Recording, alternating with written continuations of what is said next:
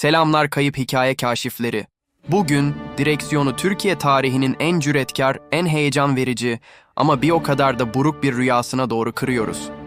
Bir zamanlar imkansız denilenin sadece bir kelime olduğunu kanıtlamak isteyen bir avuç kahramanın yazdığı bir destan, sıfırdan sadece 130 günde yaratılan, adı gibi bir devrim yaratan bir otomobil. Peki bu inanılmaz başarı öyküsü nasıl oldu da keşkelerle anılan bir kayıp gelecek hikayesine dönüştü?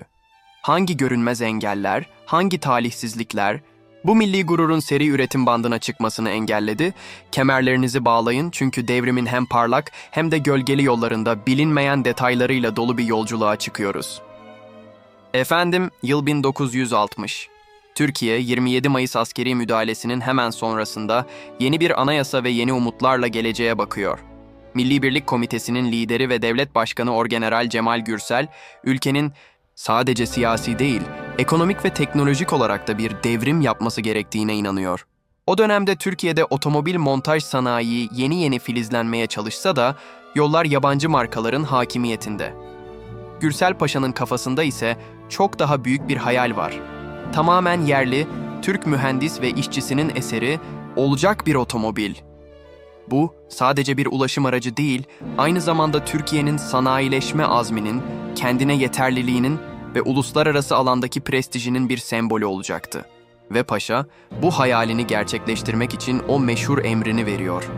Bu otomobili Türkler yapar, hem de alasını yapar. Derhal başlayın. Ama bir şartla bu otomobil, 29 Ekim 1961 Cumhuriyet Bayramı törenlerine yetişecek. Verilen süre, akıllara durgunluk veren cinsten sadece 4,5 ay. O dönemin dünya devleri bile bir modeli geliştirmek için yıllarını harcarken, Türkiye'den bu mucize bekleniyordu. Görev demiryolu araçları üretiminde tecrübeli ama otomobil konusunda neredeyse sıfır deneyime sahip Eskişehir Demiryolu fabrikalarına yani bugünkü TÜLOMSAŞ'a tevdi edildi. Ortalıkta bir sessizlik, sonra derin bir acaba sorusu ama Türk mühendisinin ve işçisinin lügatinde pes etmek yoktu. Ve böylece Emin Sazak'ın liderliğindeki yaklaşık 20 pırıl pırıl mühendis ve 200'e yakın fedakar işçi adeta bir ölüm kalım savaşına girişti. Düşünün, ellerinde ne bir örnek model var ne de modern bir fabrika. Sadece bir hedef. Türkiye'ye ilk yerli otomobilini hediye etmek. Motor nasıl olacaktı? Şasi hangi yüke dayanacaktı? Kaporta hangi estetiğe sahip olacaktı? Her şey sıfırdan, kağıt üzerinde başladı.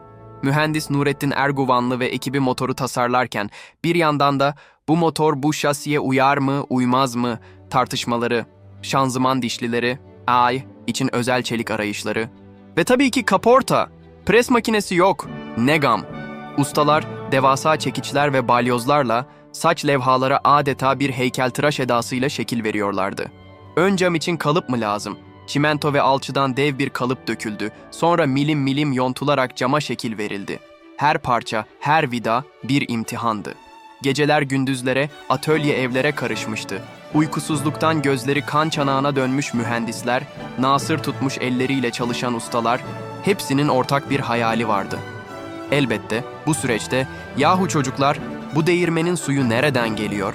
Boşuna kürek çekiyorsunuz, bu iş olmaz diyenler, projeye şüpheyle yaklaşan, hatta belki de içten içe başarısız olmasını uman bir muhalefet de vardı. Ama o kahraman ekip tüm bu olumsuzluklara inat adeta bir saat gibi işliyordu. Ve takvim yaprakları 28 Ekim 1961'i gösterdiğinde inanılmaz bir mucize gerçekleşmişti. Sadece 130 günde, biri siyah, biri krem rengi, 2 adet devrim otomobili tüm zorluklara rağmen hazırdı. Motorları guruldayan bu iki eser, büyük bir gizlilik içinde, üzerleri brandalarla örtülerek tren vagonlarına yüklendi ve istikamet başkent Ankara, ertesi gün Cumhuriyet Bayramı, heyecan dorukta. 29 Ekim sabahı arabalar meclis önüne getirildi.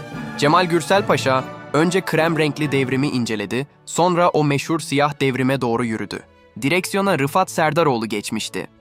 Paşa arka koltuğa oturdu, motor çalıştı, kalabalıkta bir alkış tufanı koptu. Devrim yavaşça Anıtkabir'e doğru ilerlemeye başladı. 100 metre, 200 metre ve sonra birden bir tekleme ve motor sustu. O an sanki tüm Türkiye'nin nefesi kesildi. Paşa, "Ne oluyor?" diye sordu. Rivayete göre Rıfat Serdaroğlu, "Paşam, benzin bitti." diyebildi sadece. İşte o anda kulaktan kulağa yayılan ve sonradan Cemal Gürsel'e atfedilen o talihsiz söz duyuldu. Garp kafasıyla otomobil yaptık, şark kafasıyla benzin koymayı unuttuk. Oysa gerçek daha basitti. Güvenlik önlemi olarak depolara çok az benzin konulmuştu ve Ankara'ya getirilen arabalardan birine o yoğunluk ve telaş içinde benzin ikmali yapılması unutulmuş veya gecikmişti.